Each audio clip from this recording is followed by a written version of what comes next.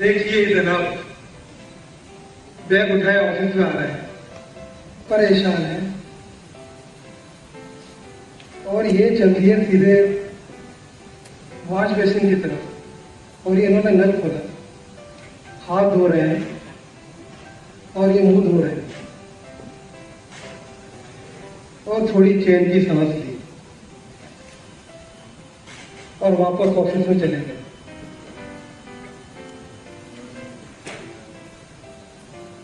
और नियमित रूप से अपने कार्य में लग गए और पानी का नल बहता रहा। जानते हो ये पानी का नल क्यों बहता रहा? उसका जिम्मेदार कौन है? इसका जिम्मेदार कौन है?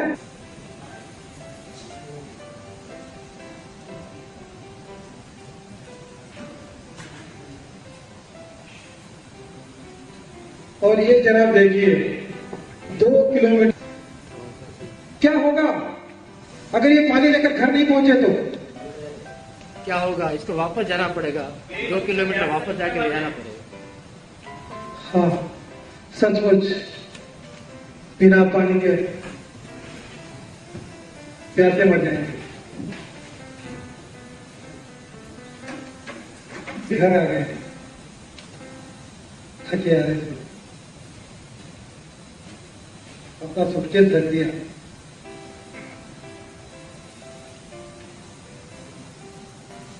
और अभी पानी पी रहा है, एकदम रिलैक्स हो रहा है।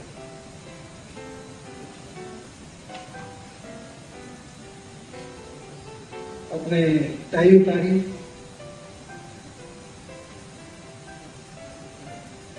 और अपने जूते उतार रहे हैं।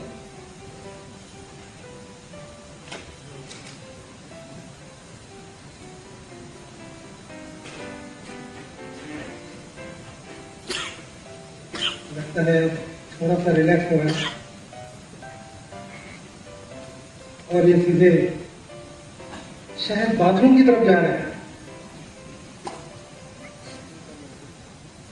और इन्होंने अपना ये शर्ट उतार के टांग दिया और ये अपने शरीर पर साबुन कर रहे हैं।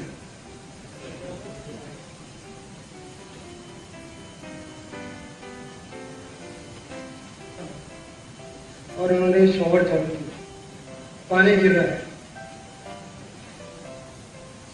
और अकाएक ये पानी बंद हो गया। कौन है इसके जिम्मेदार? आप या आप? हम सब, वो सारे जो इस पृथ्वी पर रहते हुए, क्या अब इस संसार में पानी और मानव का ये संघर्ष आदिकाल से चला आ रहा है। देखो ये बंजारा क्या गा रहा है। नमस्ते नमस्ते नमस्ते, सुनो सुनो सुनो सुनो, सुनाता हूं मैं कहानी, सुनो सुनाता हूं मैं कहानी। ये कहानी पानी की कहानी, सबकी जुबानी। एक गांव था, एक बूढ़ा काका रहता था। गांव में बड़ा अकाल, लोग गांव छोड़कर भागने लगे। काका भी पीछे पीछे चल दिए। काका बूढ़ा था, चलते चलते राह भटक गया और पहुंच गया एक अनजान जगह। बूढ़ा काका, प्यासा काका।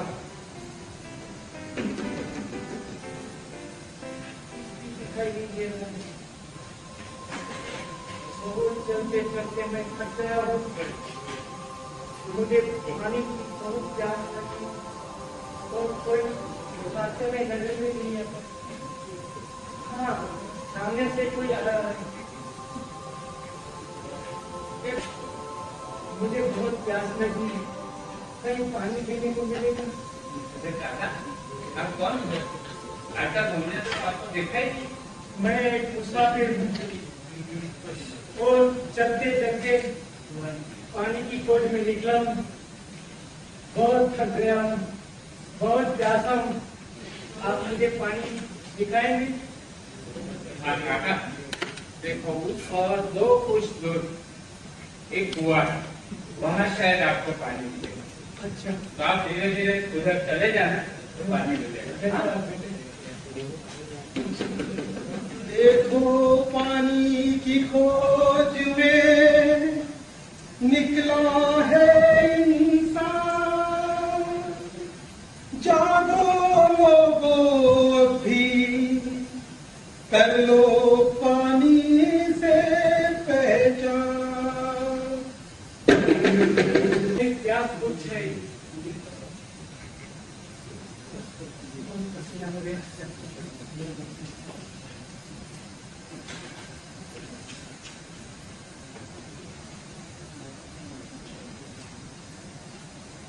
लगता है इसमें पानी नहीं है, ये कुआं अंधा है, मेरी प्यास क्या बुझाएगा? और अगर यहाँ कहीं पेड़ भी नजर आते तो मैं उसकी छांव में विश्राम कर लेता, लेकिन जहाँ पानी नहीं वहाँ पेड़ कहाँ से होगा?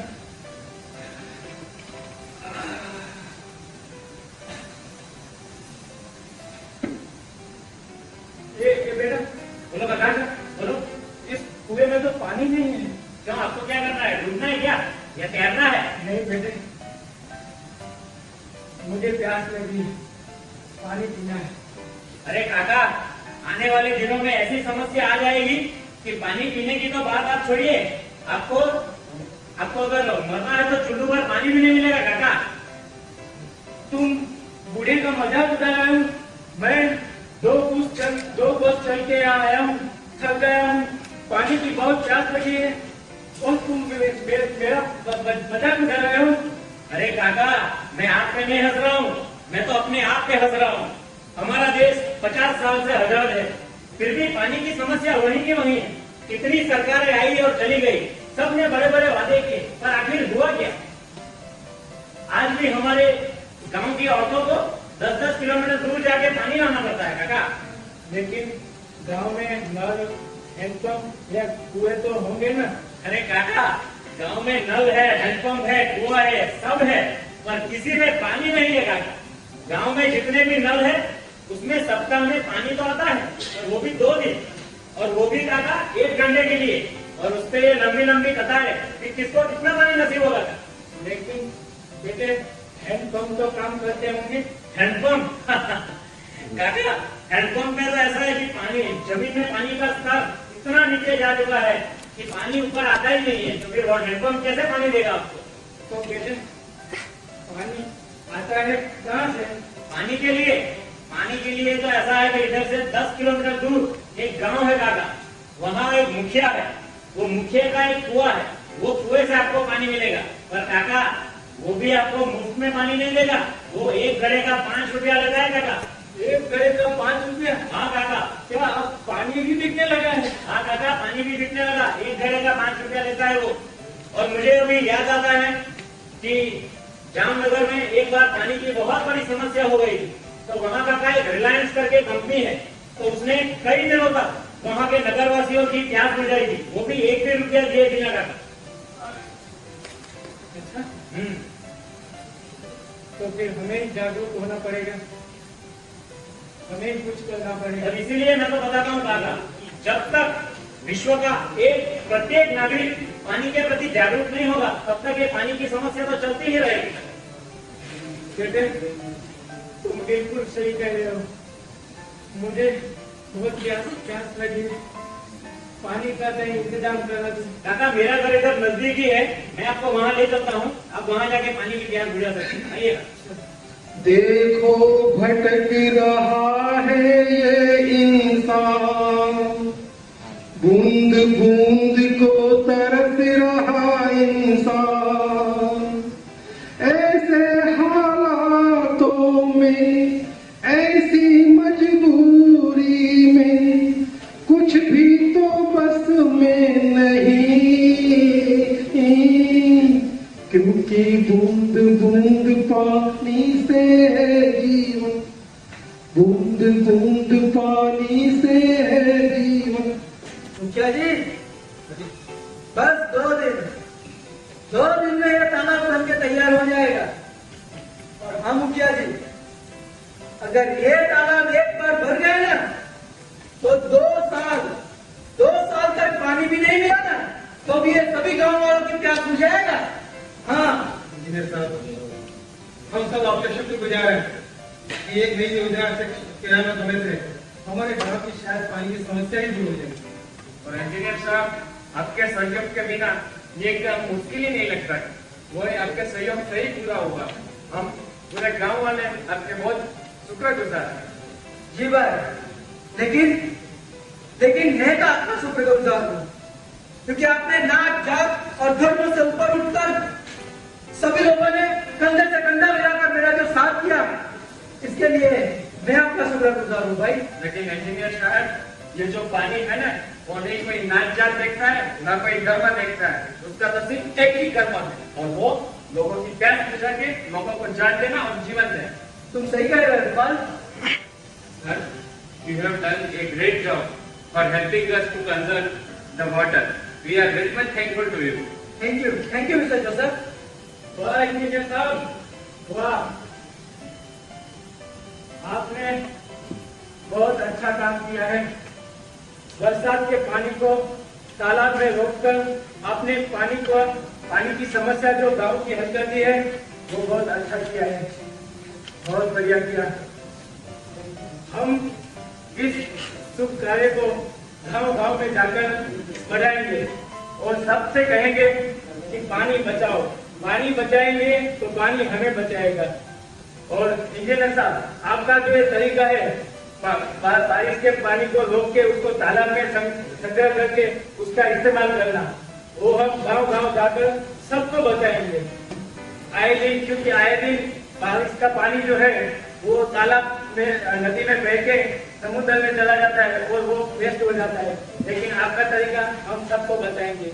और देखिए मुखिया जी, आप भी देखिए, आने वाले दिनों में अगर हम ऐसा ही करेंगे, पानी को संग्रह करके उसका सही इस्तेमाल करेंगे, तो फिर से भारत में चारों ओर हरियाली छा जाएगी और भारत फिर से सोने की चिड़िया कहलाएगी। लेकिन काका, अभी तो बारिश में देर है। देखिए इंजीनियर साहब, मुखिया जी देखिए, घने घने बादल छा गए हैं और हवा भी तेज चल रही है। देखिए ये बूंद गिरी, बारिश चल रही है। देखिए, हाँ, लगता तो ऐसा ही है।